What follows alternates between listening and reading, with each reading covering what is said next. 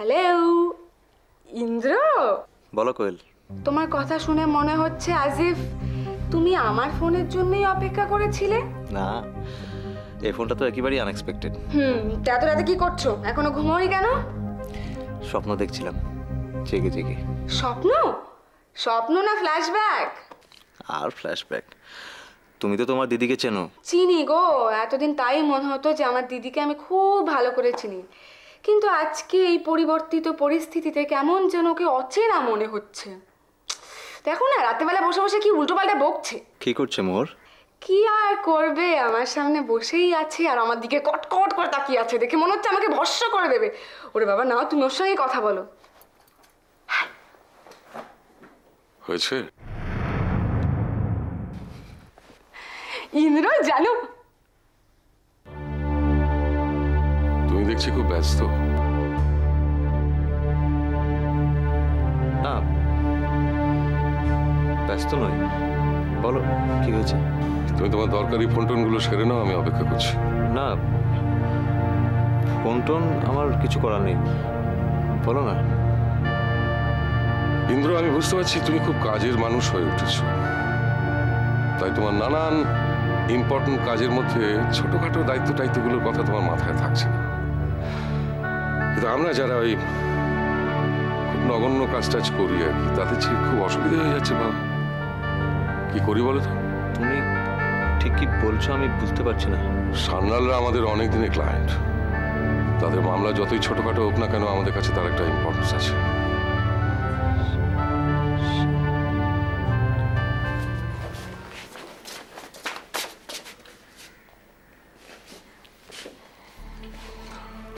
আজকে এই মামলাটার ডেট ছিল যতদূর মনে পড়ছে। এই মামলার ব্যাপারে আমি গোড়া থেকেই তোমায় বলেছিলাম যে মামলাটা তুমি ফলো করো। আজকে কি কি ডিফেন্স হতে পারে সে নিয়ে তোমার সঙ্গে দীর্ঘ আলোচনা করেছি। আমার সব মনে আছে বাবা। মনে থেকে কি লাভ হলো? কি লাভ হলো মনে থেকে? তুমি আজ গেলেই না, জাস্ট গেলেই না। আসলে দেবাশিস পুরো মামলাটা সামলাচ্ছিল বলে। দেবাশিসের উপর ভরসা করে যদি আমরা নিশ্চিন্ত থাকতে পারতাম তাহলে তোমার সঙ্গে আমি অত আলোচনা করতে গেলাম কেন?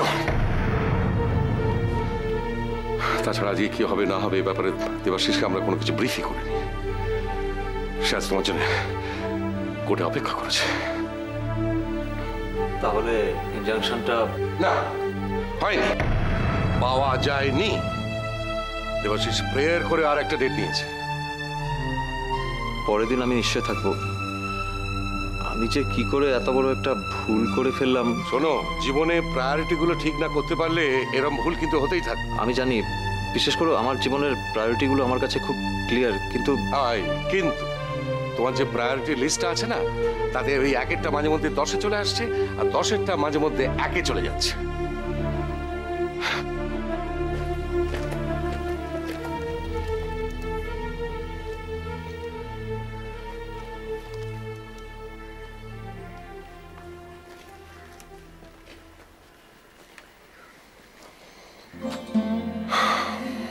ইন্দ্র,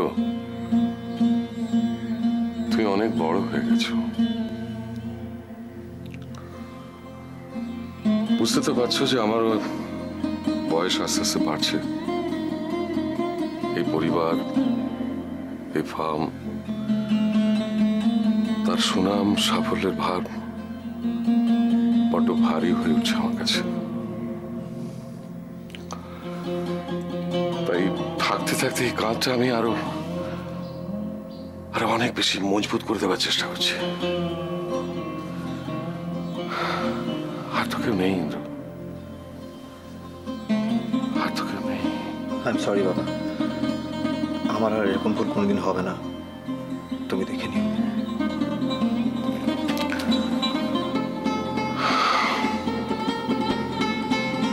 শোনো, তুমি দেবাশিসের সঙ্গে দেখা করো, আর এইরকম ভুল কিন্তু লাহা অ্যাসোসিয়েটস কোনোদিন সহ্য করবে না।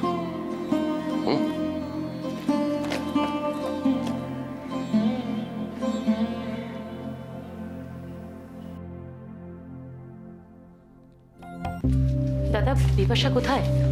ও বেরিয়েছে, এসে যাবে এখনই। তোমাদের খবরটা কে দিল? ওই বর্ষা ফোন করেছিল। হ্যাঁ আসলে আমরা একদিনের জন্য শান্তিনিকেতন গেছিলাম তো। হ্যাঁ হ্যাঁ, কোয়েল বলছিল বটে। ইনফ্যাক্ট এই খানিক্ষণ আগেই আমরা বিশ্বভারতীতে ফিরলাম, ফিরে এসে ওর ফোনটা পেলাম। সো ওই বর্ষার ছেলে মানুষটা আর যাবে না। দেখো দেখিনি তোমরা ফিরতে না ফিরতে আবারও। না না না, ওটা ওটা ওটা কোনো ব্যাপার না। It's a very serious issue. Barsha তো আমার মেয়ের মতোই। আমার মেয়ে, তুমি জানো খুব ভালো করে। এমন মুশে পড়েছে মেয়েটা। কি করবে, এরকম জিনিস তো আগে দেখেনি না, আসলে খুব শকড। ঠিক ঠিক, চলো চলো একটু বসো। বসো না। না দাদা, হ্যাঁ আজকে আর বেশিক্ষণ বসবো না, সত্যি একটু টায়ার্ড লাগছে। বাট দেখি একটু ফ্রেশন আপ, অন্য কাজগুলো আছে, বেরোতে হবে। একটু চাটা করছে, এক কাপ চা খেয়ে যাও। শোন না, বাদ দাও চাটা। আমি বলছি যে বর্ষার কি যতটা ডিস্টার্ব মনে হলো আমার, সেইটা নাও চা নাও। Thank you. জীবনে দেখার তো এখনো অনেক কিছু বাকি আছে, এই তো সবই শুরু। বর্ষা কিন্তু তোমার জন্যই ফোন করেছিল। হ্যাঁ, বলছিল তোমার শরীরটা ঠিক নেই। তুমি উঠেলে কেন? মনে হয় তোমার একটু চেক করতে পারলে ভালো হয়। একটু প্রেশারটা যদি দেখা টাকা যায়। কোনো দরকার নেই, আমার প্রেশার কোনোদিনই কমবে না। আমার ছেলেটা চায় না দাদা যে আমি সুস্থ থাকি, ও চায় আমি মরে যাই। আজকে মেয়েটা এত বড় একটা বিপদের মধ্যে পড়ার পরে ওর জেদ থেকে এতটুকু সরছে না দাদা। এরকম ছেলে মানুষের থাকার থেকে না থাকা অনেক।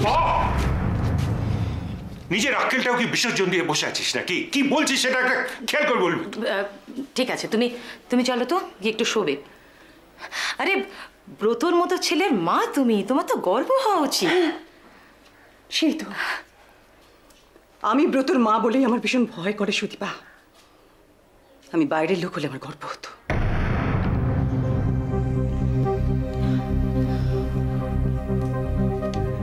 ওর মতো করে, ওর মতো মনের জোর নিয়ে ওর পাশে দাঁড়াও, দেখবে ভয়টা কেটে গেছে।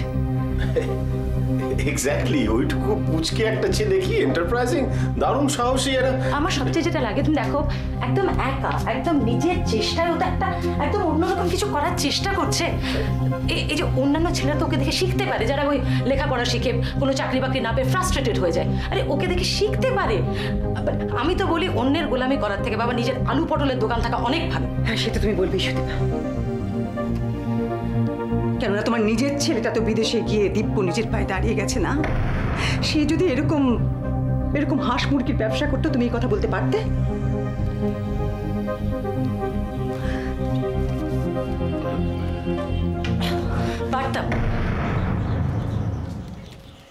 পারতাম সুনন্দা। কেন জানো? কারণ বুবকাকে না ওখানে অনেক অড জবস করতে হয়, যেমন ধরো এই এঁটো ডিশ ধোয়া কিংবা লোকের লনে ঘাস ছাঁটা করতে হয়, এগুলো অড জবস। আমি কিচ্ছু মনে করি। আমি জানি এই সমস্তই ও দেশে এখন ফ্যাশন, কিন্তু আমাদের দেশে, আমাদের সমাজে আমার ছেলেটাকে যখন লোকে আঙুল তুলে দেখে। শুরু করলি কি?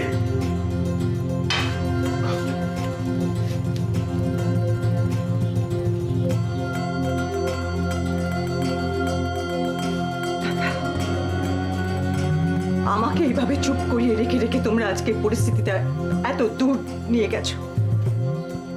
আজকে আমাদের বাড়ির মেয়েগুলো সসম্মানে রাস্তা দিয়ে হাঁটতে পর্যন্ত পারে না। তোর কি মনে হয় কি এটা শুধু আমাদের সমস্যা? হাজার হাজার বাড়ির হাজার হাজার বাবা মা এই একই সমস্যা ফেস করছে এভরিডে। দেখো, আমার মনে হয় ও তো ঠিক বলছে। মানে এটা তো, এই অবক্ষয়টা চলছে, এটাই সমাজের বর্তমান চিত্র। এটা কারা করে? যারা কোনো কাজকর্ম না করে সারাদিন ওই রাস্তায় ঘুরে বেড়ায়, আড্ডা মারে, তারাই কাজগুলো করে। ব্রতর মতো দু একজন আত্মসম্মানওয়ালা ছেলে যদি থাকতো না, তাহলে সমাজের চেহারাটাই পাল্টে। আমি চাই না আমার ছেলে সমাজ থেকে পাল্টাক। আমি চাই না। আমি একটা সাধারণ মা, সাধারণ মানুষ। আমি চাই আমার ছেলেটা আমার দুঃখ কষ্ট বুঝুক দাদা, ব্যাস। দাঁড়াও। আমার মনে হচ্ছে we are beating around the bush. আসল সমস্যাটা আমরা অ্যাড্রেস করছি। প্লিজ আমার কথাটা শোন। বিদি, I think she has a point, absolutely. আমার নিজেরও এক এক সময় ভালো লাগে না। আমি হিতেশকে ফোন করি, মানে ডিসি সাউথ আমার যে বন্ধু, একটা কিছু ব্যবস্থা করা দরকার। সত্যি এক এক সময় আমার নিজেরও ভীষণ ইরিটেশন হয়। ধরে চাপকে দিতে পারলে না, দু চার গাছ দিন এই সমস্ত ভাবে কি।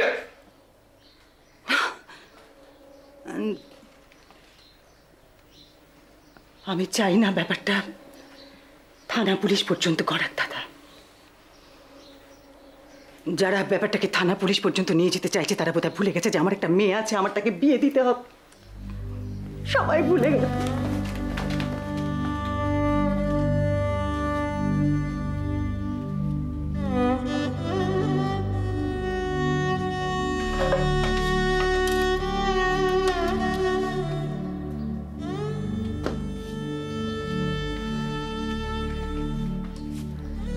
দাদা আমি যাচ্ছি।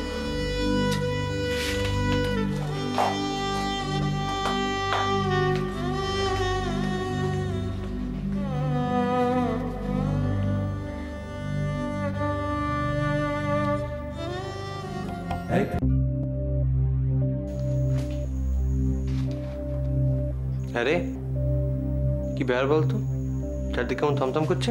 কিসের কি ব্যাপার? না মানে এই গোটা পরিবেশটা দেখে মনে হচ্ছে এক্ষুনি কোনো ঝড় ফড় উঠবে। ঝড় থেমে যাওয়ার পর জায়গাটার কি অবস্থা হয় দেখেছিস? ও তাহলে সব চুকে বুকে গেছে। যাক বাবা, নিশ্চিন্ত। নিশ্চিন্ত হওয়ার কিছু মোটেই হয়নি। আমার যে আজকে কি অকওয়ার্ড লাগছিল কি বলবো। জমে গেছিল জানিস ভাইয়া, একদিকে পিসিমণি আরেকদিকে কি হচ্ছেটা কি? তুই কি কখনো সিরিয়াস হতে পারিস না? সবসময় ইয়ার কি না? এক মিনিট, কি কি হয়েছেটা কি? নিনি আর ডাক্তার কাকু এসেছিল। ওরা শান্তিনিকেতন থেকে? ওরা কাল রাতেই ফিরেছে। বর্ষাকে তো তুই জানিসই, ডাক্তার কাউকে কিছু না বললেও শান্তি হয় না। সব কথা বলা চাই। ফোন করেছিল, কালকের ইনসিডেন্টটা বলেছে। ওটাকে নিয়ে জাস্ট পারা গেল না আর। আরে বাবা, এটাতে থেমে গেলে তো ব্যাপারটা তাও ঠিক ছিল। পিসিকে তো চেঁচামেচি, আর নিনি তোকে সাপোর্ট করতে গিয়ে আরো দু চার কথা বললো। ব্যাস এই নিয়ে মানে পুরো সিচুয়েশনটা এত খারাপ হলো। ব্যাস বুঝে গেছি, আর বলতে হবে না। ভাইয়া অত বেশি ভাবিস না।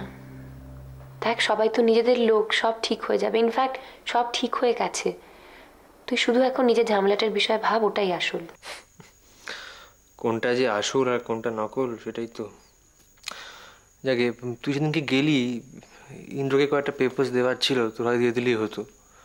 ওই তোর পুলিশে যে কমপ্লেনটা করা হয়েছিল তার একটা কপি, তারপর ডক্টর ঘোষ যে সার্টিফিকেটটা দিয়েছিলেন মুরগিদের পয়জনিংয়ের সময়, প্রেসক্রিপশনের একটা কপি। আমি যেতে পারবো না। না দেখ, কাল গেলেও হবে। কাল তো তোর ছুটি বলে জানি। আসলে আমার তো দেখ পোল্ট্রি ছেড়ে নেওয়ার উপায় নেই। বিশুটার আবার ভাইরাল ফিভার হয়েছে, রাতে বোধহয় বাড়ি আসা হবে না আমার। আমি যেতে পারবো না বলছি তো ভাইয়া। তোর কোনো কাজ আছে? হ্যাঁ। তোর কি হয়েছে বলতো? আমার কি কোনো অসুবিধা থাকতে পারে না নাকি? বাদ দে তো, ওকে এত তেল দিতে হবে না, আমি যাব। তুই তুই কি রে? হ্যাঁ আমি, কেন পারবো না? না তা নয়, তুই আবার পেপারস ঠিক সময় ঠিক লোকের হাতে পৌঁছে যাবে, ব্যাস, আর কোনো কথা নয়। কোয়েল, ব্যাপারটা কিন্তু খুব সিরিয়াস। হ্যাঁ কেন? আমি পেপারসগুলো নিয়ে গেলে তোমার লয়ার কি রেগে যাবে? না তা হয়তো নয়, মানে তোকে তো ভরসা নেই না, তুই হয়তো দুম করে ওর উচ্চারণ নিয়ে কিছু বলে বসলি, যাতে না কিছু মাইন্ড করে। এমনিতে কিছু বলে না বলে তো আর। আমি কথা দিচ্ছি, it will be an absolute official meeting, okay? হ্যাঁ বুঝলাম, কিন্তু কখন কোথায় সেসব তুই আমার উপরে ছেড়ে দে। আর শোন, পেপারসগুলো যাওয়ার সময় রেখে যাস। বোঝো কাণ্ড। ঠিক আছে।